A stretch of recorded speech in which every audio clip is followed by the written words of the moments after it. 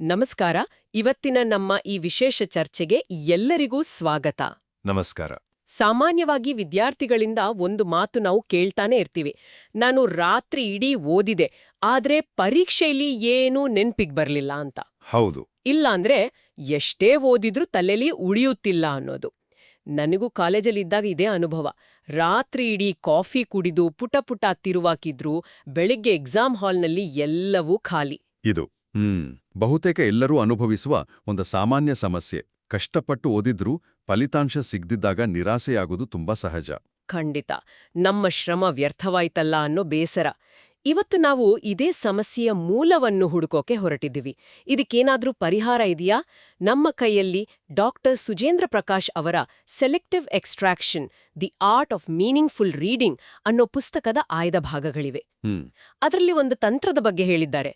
ರಹಸ್ಯ 14 ಅರ್ಥಪೂರ್ಣವಾದ ಸಣ್ಣ ಪದಗಳನ್ನು ಹೊರತುಪಡಿಸಿ ಉಳಿದವನ್ನು ನಿರ್ಲಕ್ಷಿಸಿ ಅಂತ.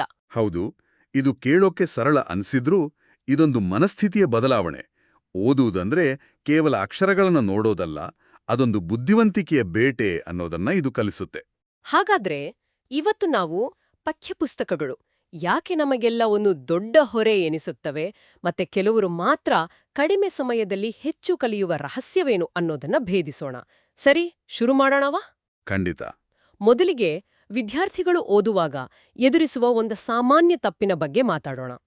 ಪುಸ್ತಕದ ಪ್ರತಿಯೊಂದು ಪದವನ್ನು ಮೊದಲ ಅಕ್ಷರದಿಂದ ಕೊನೆಯವರೆಗೂ ಓದೋಕೆ ಪ್ರಯತ್ನಿಸ್ತಾರೆ. ಹೌದು, ನಾನು ಹಾಗೆ ಮಾಡ್ತಿದ್ದೆ. ಒಂದು ಸಾಲನ್ನು ಬಿಡಬಾರ್ದು, ಪ್ರತಿಯೊಂದು ಪದವೂ ಮುಖ್ಯ ಅಂದುಕೊಂಡಿರ್ತೀವಿ. ಆದ್ರೆ ಮೂಲ ಲೇಖನದಲ್ಲಿ ಹೇಳೋ ಪ್ರಕಾರ ಇದು ಕೇವಲ ನಮ್ಮ ಮಾನಸಿಕ ಶಕ್ತಿಯನ್ನು ವ್ಯರ್ಥ ಮಾಡೋ ಕೆಲ್ಸ ಅಂತೆ. ಯಾಕೆ ಹೀಗೆ? ಇಲ್ಲಿ ನಮ್ಮ ಮೆದುಳು ಹೇಗೆ ಕೆಲಸ ಮಾಡುತ್ತೆ ಅಂತ ತಿಳ್ಕೊಳ್ಳೋದು ಬಹಳ ಮುಖ್ಯ. ನಮ್ಮ ಮೆದುಳು ಒಂದು ಕ್ಯಾಮರಾದ ಹಾಗೆ ವಾಕ್ಯಗಳನ್ನು ಯಥಾವತ್ತಾಗಿ ಸ್ಟೋರ್ ಮಾಡಲ್ಲ. ಅದು ಕಲ್ಪನೆಗಳನ್ನು, ಅಂದ್ರೆ ಐಡಿಯಾಗಳನ್ನು ಗ್ರಹಿಸಿ ಅವುಗಳ ನಡುವೆ ಸಂಬಂಧ ಕಲ್ಪಿಸಿ ಸಂಗ್ರಹಿಸುತ್ತೆ. ಸರಿ. ಈಗ ಒಂದು ಪಠ್ಯಪುಸ್ತಕದ ಪುಟವನ್ನು ತೆಗೆದುಕೊಂಡ್ರೆ ಅದರಲ್ಲಿ ಸುಮಾರು 70-80% ಪದಗಳು ಅವು ವ್ಯಾಕರಣಕ್ಕೆ ಸಂಬಂಧಿಸಿದ್ದು. ಏನು? 70-80%? ಅಬ್ಬಾ! ಅಂದ್ರೆ ಈ is, was, are, and, are, the, ಈ ರೀತಿಯ ಪದಗಳ? ನಿಖರವಾಗಿ. ಲೇಖಕರು ಇವುಗಳನ್ನ ಫಿಲ್ಲರ್ ವರ್ಡ್ಸ್ ಅಂತ ಕರೀತಾರೆ. ಇವು ವಾಕ್ಯದ ಹರಿವಿಲಿ ಬೇಕೆ ಹೊರತು ನಿಜವಾದ ಜ್ಞಾನವನ್ನು ಹೊತ್ತಿರುವುದಿಲ್ಲ. ವಿಷಯದ ತಿರುಳಿರೋದು ಉಳಿದ 20-30% ಪದಗಳಲ್ಲಿ ಮಾತ್ರ. ಹಾಗಾದ್ರೆ ಆ ಪ್ರಮುಖವಾದ 20% ಏನಿರುತ್ತೆ? ನಾವು ಪುಟದಲ್ಲಿ ಯಾವುದನ್ನು ಹುಡುಕಬೇಕು? ಅದ್ಭುತ ಪ್ರಶ್ನೆ. ಆ 20% ಪದಗಳೇ ಜ್ಞಾನದ ಚಿನ್ನದ ಗಟ್ಟಿಗಳು. ಅವು ಅಂದ್ರೆ ವಿಷಯಕ್ಕೆ ಸಂಬಂಧಿಸಿದ ತಾಂತ್ರಿಕ ಪದಗಳು, ಅವುಗಳ ವ್ಯಾಖ್ಯಾನಗಳು, ಕಾರಣ ಮತ್ತು ಪರಿಣಾಮವನ್ನು ವಿವರಿಸುವ ಪದಗಳು. ಓ, ಸರಿ ಸರಿ. ಹೌದು. ಆದರೆ ಸಾಮಾನ್ಯವಾಗಿ ವಿದ್ಯಾರ್ಥಿಗಳು ಆ 80% ಫಿಲ್ಲರ್ ಪದಗಳಿಗೂ ಮತ್ತೆ 20% ಜ್ಞಾನದ ಪದಗಳಿಗೂ ಒಂದೇ ಸಮನಾದ ಗಮನವನ್ನು ಕೊಡ್ತಾರೆ. ಹೌದು, ಅದೇ ದೊಡ್ಡ ತಪ್ಪು. ಹೀಗೆ ಮಾಡಿದಾಗ ಮೆದುಳುಗೆ ಅನಗತ್ಯ ಹೊರೆಯಾಗುತ್ತೆ. ಅದು ಯಾವುದು ಮುಖ್ಯ, ಯಾವುದು ಅಮುಖ್ಯ ಅಂತ ಬೇರ್ಪಡಿಸೋಕೆ ಕಷ್ಟಪಡುತ್ತೆ. ಕೊನೆಗೆ ಸುಸ್ತಾಗ್ಬಿಡುತ್ತೆ. ಓ, ಇದರ ನೇರ ಪರಿಣಾಮವೇ ಜ್ಞಾಪಕ ಶಕ್ತಿ ಕುಸಿತ. ಇದೇ ಕಾರಣಕ್ಕೆ ಪೂರ್ತಿ ಅಧ್ಯಾಯ ಓದಿದೆ, ಆದ್ರೆ ಏನೂ ನೆನಪಿಲ್ಲ ಎಂಬ ಅನುಭವ ಆಗೋದು ಅಲ್ವಾ? ಮೂಲಭೂತವಾಗಿ ನಾವು ಹೆಚ್ಚು ಓದಿ ಕಡಿಮೆ ಕಲಿತ ಹಾಗೆ ಆಗುತ್ತೆ. ಖಂಡಿತ. ನಾವು ಕೇವಲ ಪದಗಳನ್ನು ಓದುತ್ತಿದ್ದೇವೆ, ಕಲ್ಪನೆಗಳನ್ನು ಗ್ರಹಿಸುತ್ತಿಲ್ಲ. ಇದೇ ಮೂಲ ಸಮಸ್ಯೆ. ಸರಿ, ನಾವು ಏನು ತಪ್ಪು ಮಾಡ್ತಿದ್ದೀವಿ ಅನ್ನೋದು ಸ್ಪಷ್ಟವಾಯ್ತು. ಹಾಗಾದ್ರೆ ಇದನ್ನ ಸರಿಪಡಿಸೋದು ಹೇಗೆ? ಏನಾದರೂ ದಾರಿ ಇದೆಯಾ? ಖಂಡಿತವಾಗಿಯೂ ಇದೆ. ಲೇಖಕರು ಪರಿಚಯಿಸೋ ತಂತ್ರವೇ ಆಯ್ದ ಓದುಗಾರಿಕೆ ಅಥವಾ ಸೆಲೆಕ್ಟಿವ್ ರೀಡಿಂಗ್. Selective reading? ಹೌದು. ಹೆಸರೇ ಹೇಳೋ ಹಾಗೆ ಕುರುಡಾಗಿ ಓದುವುದನ್ನು ಬಿಟ್ಟು ಬುದ್ಧಿವಂತಿಕೆಯಿಂದ ಬೇಟೆಯಾಡುವುದು, ನಿರ್ದಿಷ್ಟ ಮತ್ತು ಪ್ರಮುಖ ವಿಷಯಗಳ ಮೇಲೆ ಮಾತ್ರ ಗಮನವನ್ನು ಕೇಂದ್ರೀಕರಿಸುವುದು. ಅಂದ್ರೆ ಇದು ಒಂದು ರೀತಿ ನಿಯಮ ಮುರಿದ ಹಾಗೆ ಅಲ್ವಾ? ಶಾಲೆಯಲ್ಲಿ ನಮಗೆ ಪ್ರತಿಯೊಂದು ಸಾಲನ್ನು ಓದುವಂತ ಹೇಳ್ಕೊಟ್ಟಿರ್ತಾರೆ, ಆದ್ರೆ ಇಲ್ಲಿ ನಾವು ಪುಸ್ತಕದ 80% ಭಾಗವನ್ನು ನಿರ್ಲಕ್ಷಿಸೋ ಬಗ್ಗೆ ಮಾತಾಡ್ತಿದ್ದೀವಿ. ಹೌದು, ಇದು ಸಾಂಪ್ರದಾಯಿಕ ಓದಿನ ನಿಯಮಗಳಿಗೆ ವಿರುದ್ಧವಾಗಿದೆ. ಆದರೆ ಇದೇ ಇದರ ಶಕ್ತಿ. ಈ ತಂತ್ರದ ಪ್ರಕಾರ ಓದುವಾಗ ಕೆಲವು ನಿರ್ದಿಷ್ಟ ಅಂಶಗಳನ್ನು ಮಾತ್ರ ಹುಡುಕ್ಬೇಕು. ಬಹಳ ಮುಖ್ಯ. ಹೌದು ಹೌದು. ಪರೀಕ್ಷೆಗಳಲ್ಲಿ ಗೊಂದಲ ಉಂಟು ಮಾಡೋದೇ ಇಂತಹ ಪದಗಳು. ಮುಂದಿನದು, ಮೂರನೆಯದು ಕಾರಣ ಪರಿಣಾಮ ಸಂಬಂಧಗಳು. ಯಾಕೆ ಆಯಿತು, ಏನಾಯಿತು ಇದನ್ನ ಜೋಡಿಸೋ ಬಿಕಾಸ್, ದೇರ್ಫೋರ್ನಂತಹ ಪದಗಳು. ನಾಲ್ಕನೇದು ಹೋಲಿಕೆಗಳು. ಮೋರ್ ದ್ಯಾನ್ ಲೆಸ್ ದ್ಯಾನ್ ಈ ರೀತಿ. ಮತ್ತು ಬಹುಶಃ ಅತ್ಯಂತ ಮುಖ್ಯವಾದದ್ದು ಅಪವಾದಗಳು ಅಲ್ವಾ? ನಿಖರವಾಗಿ 5ನೆಯ ಮತ್ತು ಅತ್ಯಂತ ಪ್ರಮುಖವಾದದ್ದು ಅಪವಾದಗಳು. ಬಟ್, ಹವೆವರ್, ಆಲ್ದೋ ನಂತಹ ಪದಗಳು ವಾಕ್ಯದ ಹರಿವನ್ನೇ ಬದಲಾಯಿಸುತ್ತವೆ.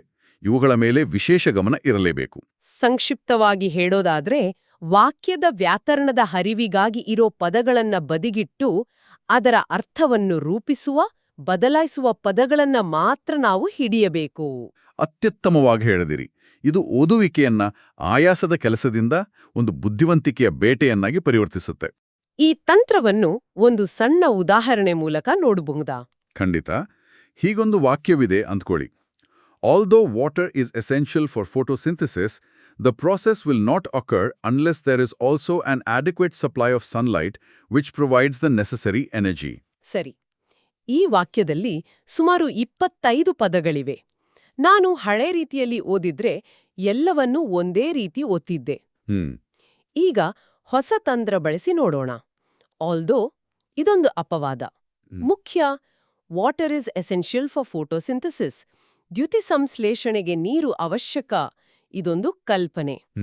ವಿಲ್ ನಾಟ್ ಅಕರ್ ಅನ್ಲೆಸ್, ಇದು ಬಹಳ ಮುಖ್ಯವಾದ ಷರತ್ತು. ಆಡಿಕ್ವೇಟ್ ಸಪ್ಲೈ ಆಫ್ ಸನ್ಲೈಟ್, ಸೂರ್ಯನ ಬೆಳಕು ಮತ್ತೊಂದು ಪ್ರಮುಖ ಅಂಶ. ಪ್ರೊವೈಡ್ಸ್ ನೆಸೆಸರಿ ಎನರ್ಜಿ, ಇದು ಕಾರಣ ಪರಿಣಾಮ. ಅದ್ಭುತ.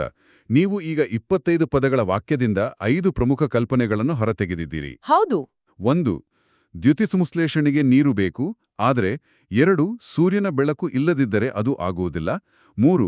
ಸೂರ್ಯನ ಬೆಳಕು ಶಕ್ತಿಯನ್ನು ಕೊಡುತ್ತದೆ. ಮುಗಿತು. ಉಳಿದ ಪದಗಳು ಕೇವಲ ವ್ಯಾಕರಣಕ್ಕಾಗಿ ಇವೆ. ವಾವ್, ಇದು ನಿಜವಾಗ್ಲೂ ಕೆಲಸ ಮಾಡುತ್ತೆ. ಆದ್ರೆ ಲೇಖನದಲ್ಲಿ ಇನ್ನೊಂದು ವಿಷಯವಿದೆ, ಅದು ನನಗೆ ನಿಜವಾಗ್ಲೂ ಶಾಕ್ ಮಾಡ್ತು. ಓ, ಯಾವುದು ಅದು? ಅದೇನಂದ್ರೆ ಪಠ್ಯಪುಸ್ತಕಗಳಲ್ಲಿ ಸುಮಾರು 70ರಿಂದ 80% ವಿಷಯಗಳು ಅಧ್ಯಾಯದಿಂದ ಅಧ್ಯಾಯಕ್ಕೆ ಪುನರಾವರ್ತನೆಯಾಗುತ್ತವೆ ಅಂತ. ಒಂದು ನಿಮಿಷ, ಇದು ನಿಜವೇ? 70-80%? ಹೌದು, ಇದು ಅಕ್ಷರಶಃ ಸತ್ಯ ಮತ್ತು ಓದುಗರ ಮನಸ್ಥಿತಿಯನ್ನೇ ಬದಲಾಯಿಸಬಲ್ಲ ಒಂದು ಪ್ರಮುಖ ಅಂಶ. ಹಾಗಾದ್ರೆ ಪುಸ್ತಕ ಬರೆಯೋರು ಯಾಕೆ ಹೀಗ್ ಮಾಡ್ತಾರೆ? ಇದು ಕೆಟ್ಟ ಬರವಣಿಗೆಯಾ ಅಥವಾ ವಿದ್ಯಾರ್ಥಿಗಳಿಗೆ ಸಹಾಯ ಮಾಡೋಕೆ ಮಾಡಿದ ಉದ್ದೇಶಪೂರ್ವಕ ತಂತ್ರನಾ? ಇದೊಂದು ಒಳ್ಳೆ ಪ್ರಶ್ನೆ. ಇದಕ್ಕೆ 2 ಕಾರಣಗಳಿವೆ. ಕೆಲವೊಮ್ಮೆ ಇದು ವಿಷಯವನ್ನು ಮನದಟ್ಟು ಮಾಡಿಸೋಕೆ ಬಳಸೋ ಒಂದು ಶಿಕ್ಷಣ ತಂತ್ರ. ಆದರೆ ವೇಗವಾಗಿ ಕಲಿಯೋರಿಗೆ ಇದು ಸಮಯವನ್ನು ವ್ಯರ್ಥ ಮಾಡೋ ಒಂದು ದೊಡ್ಡ ಅಡಚಣೆ. ಹಾಗಾದ್ರೆ ವೃತ್ತಿಪರರು ಇದನ್ನು ಹೇಗೆ ನಿಭಾಯಿಸ್ತಾರೆ? ಅವರು ಪ್ರತಿ ಬಾರಿಯೂ ಎಲ್ಲವನ್ನೂ ಓದ್ತಾ ಕೂರೋದಿಲ್ಲ ಅಲ್ವಾ? ಖಂಡಿತ ಇಲ್ಲ. ಅವರು 3 ಸರಳ ಹೆಜ್ಜೆಗಳನ್ನು ಅನುಸರಿಸುತ್ತಾರೆ. ಮೊದಲನೆಯದು ಯಾವುದು ಹೊಸತು ಎಂದು ಗುರುತಿಸುವುದು. ಸರಿ. 2ನೇದು ಪುನರಾವರ್ತಿತ ವಿಷಯವನ್ನು ಸಂಪೂರ್ಣವಾಗಿ ಬಿಟ್ಟುಬಿಡೋದು. ಹಿಂದಿನ ಅಧ್ಯಾಯದಲ್ಲಿ ಕಲಿತಿದ್ದನ್ನು ಮತ್ತೆ ಯಾಕೆ ಓದಬೇಕು? ಮತ್ತು 3ನೇದು ಕೇವಲ ಅನನ್ಯ ಅಂದ್ರೆ ಯುನೀಕ್ ಆದ ವಿಷಯದ ಮೇಲೆ ಮಾತ್ರ ಗಮನ ಹರಿಸುವುದು. ನಿಖರವಾಗಿ. ಇದರಿಂದ ಏನಾಗತ್ತೆ ಅಂದ್ರೆ 30 ಪುಟಗಳ ಒಂದು ಅಧ್ಯಾಯದಲ್ಲಿ ಕಲಿಬೇಕಾದ ಹೊಸ ವಿಷಯ ಕೇವಲ 5-6 ಪುಟಗಳಿಗೆ ಸೀಮಿತವಾಗಬಹುದು. ಓಹ್, ಇದನ್ನ ಅರಿತಾಗ 30 ಪುಟಗಳ ಅಧ್ಯಾಯವನ್ನು ಓದುವ ಭಯವೇ ಹೊರಟೋಗುತ್ತೆ. ನಮ್ಮ ಗುರಿ 30 ಪುಟಗಳನ್ನು ಓದುವುದಲ್ಲ, ಆ 5-6 ಪುಟಗಳಷ್ಟು ಹೊಸ ಜ್ಞಾನವನ್ನು ಗ್ರಹಿಸುವುದು. ಅಂದ್ರೆ ಪಠ್ಯಪುಸ್ತಕಗಳು ನಮ್ಗೆ ಭಾರ ಎನಿಸೋದು ಅದರಲ್ಲಿರೋ ಜ್ಞಾನದಿಂದಲ್ಲ, ಬದಲಾಗಿ ಅದರಲ್ಲಿರೋ ಭಾಷೆ ಮತ್ತೆ ಪುನರಾವರ್ತನೆಯಿಂದ. ಹೌದು. ಈ ಅನಗತ್ಯ ಪದಗಳ ಹೊದಿಕೆಯನ್ನು ತೆಗೆದಾಕಿದಾಗ ಒಳಗ ಕಲಿಬೇಕಾದ ನಿಜವಾದ ವಿಷಯ ತುಂಬಾ ಚಿಕ್ಕದಾಗಿ ಕಾಣುತ್ತೆ. ಇದೇ ಕಾರಣಕ್ಕೆ ಕೆಲ ವಿದ್ಯಾರ್ಥಿಗಳು ಕಡಿಮೆ ಓದಿದಾಗೆ ಕಂದ್ರೂ ಹೆಚ್ಚು ಕಲ್ತಿರ್ತಾರೆ. ಹೌದು, ಅವರು ವೇಗವಾಗಿ ಓದುವವರಲ್ಲ, ಅವರು ಆಯ್ದು ಓದುವವರು. ಅವರು ಚಿನ್ನಕ್ಕಾಗಿ ಮಣ್ಣನ್ನು ಜರಡಿ ಹಿಡಿಯುವ ಕಲೆ ತಿಳಿದಿರ್ತಾರೆ. ಹಾಗಾದ್ರೆ ಇದೆಲ್ಲದರ ಅರ್ಥವೇನು? ಬಹುಶಃ ನಾವು ಓದಿನ ಯಶಸ್ಸನ್ನು ಅಳೆಯುವ ನಮ್ಮ ದೃಷ್ಟಿಕೋನವನ್ನೇ ಬದಲಿಸಬೇಕೇನೋ? ಖಂಡಿತ. ನಾನು ಇಂದು ಎಷ್ಟು ಪುಟ ಓದಿದೆ ಅಥವಾ ಎಷ್ಟು ಗಂಟೆ ಓದಿದೆ ಅಂತ ಕೇಳ್ಕೊಳ್ಳೋದ್ರಲ್ಲಿ ಅರ್ಥವಿಲ್ಲ. ಹೌದು, ಕೇಳ್ಬೇಕಾದ ಸರಿಯಾದ ಪ್ರಶ್ನೆ ನಾನು ಇಂದು ಎಷ್ಟು ಹೊಸ ಕಲ್ಪನೆಗಳನ್ನು ಗ್ರಹಿಸಿದೆ ಅಥವಾ ನಾನು ಎಷ್ಟು ವಿಷಯಗಳ ನಡುವೆ ಹೊಸ ಸಂಬಂಧವನ್ನು ಕಂಡುಕೊಂಡೆ ಅನ್ನೋದು. ವಾವ್! ಯಾಕಂದ್ರೆ ಲೇಖಕರು ಹೇಳೋ ಒಂದು ಮಾತು ಬಹಳ ಮುಖ್ಯ. ಕಲ್ಪನೆಗಳನ್ನು ಗ್ರಹಿಸದೆ ಓದುವುದು ಅಧ್ಯಯನವೇ ಅಲ್ಲ, ಅದು ಕೇವಲ ಕಣ್ಣಿನ ಚಲನೆ ಅಷ್ಟೇ.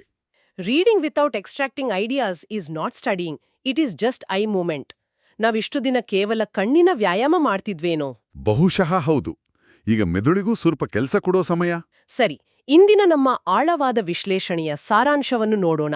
ಪರಿಣಾಮಕಾರಿ ಓದುಗಾರಿಕೆಗಾಗಿ ಮೊದಲನೆಯದಾಗಿ ಅರ್ಥವಿಲ್ಲದ ಸಣ್ಣ ಪದಗಳನ್ನ ಅಂದ್ರೆ ವ್ಯಾಕರಣದ ಫಿಲ್ಲರ್ಗಳನ್ನ ಧೈರ್ಯವಾಗಿ ನಿರ್ಲಕ್ಷಿಸಬೇಕು. ಎರಡನೆಯದಾಗಿ ಅಧ್ಯಾಯಗಳಲ್ಲಿ ಮತ್ತೆ ಮತ್ತೆ ಬರುವ ಪುನರಾವರ್ತಿತ ವಾಕ್ಯಗಳನ್ನು ಗುರುತಿಸಿ ಅವುಗಳನ್ನು ಬಿಟ್ಟು ಬಿಡಬೇಕು. ಮತ್ತು ಮೂರನೆಯದಾಗಿ ನಮ್ಮ ಸಂಪೂರ್ಣ ಗಮನವನ್ನು ಆ ಚಿನ್ನದ ಗಟ್ಟಿಗಳ ಮೇಲೆ ಅಂದ್ರೆ ಹೊಸ ಕಲ್ಪನೆಗಳು, ಅವುಗಳ ನಡುವಿನ ಸಂಬಂಧಗಳು, ಷರತ್ತುಗಳು, ಅಪವಾದಗಳು ಇವುಗಳ ಮೇಲೆ ಕೇಂದ್ರೀಕರಿಸಬೇಕು.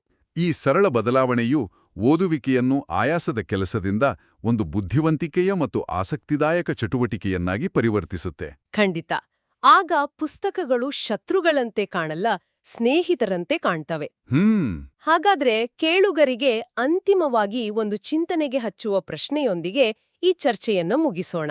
ಈ ಆಯ್ದ ಗ್ರಹಿಕೆಯ ತತ್ವ ಇದು ಕೇವಲ ಪಠ್ಯಪುಸ್ತಕಗಳಿಗೆ ಮಾತ್ರ ಸೀಮಿತವೇ? ಇದೊಂದು ಅತ್ಯುತ್ತಮ ಪ್ರಶ್ನೆ.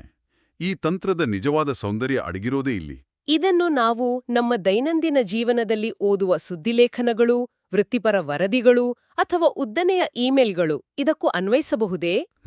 ಎಲ್ಲೆಲ್ಲೋ ಮಾಹಿತಿಯ ಸುರಿಮಳೆ ಇರುವ ಈ ಯುಗದಲ್ಲಿ ಈ ಫಿಲ್ಟರ್ ಹಾಕುವ ಕಲೆ ನಮಗೆ ಹೇಗೆ ಸಹಾಯ ಮಾಡಬಹುದು? ಹಾಗೆ ಮಾಡಿದರೆ ನಮ್ಮ ಸಮಯ ಮತ್ತು ಗ್ರಹಿಕೆಯ ಮೇಲೆ ಅದರ ಪರಿಣಾಮ ಏನಾಗಬಹುದು? ಒಮ್ಮೆ ಯೋಚಿಸಿ.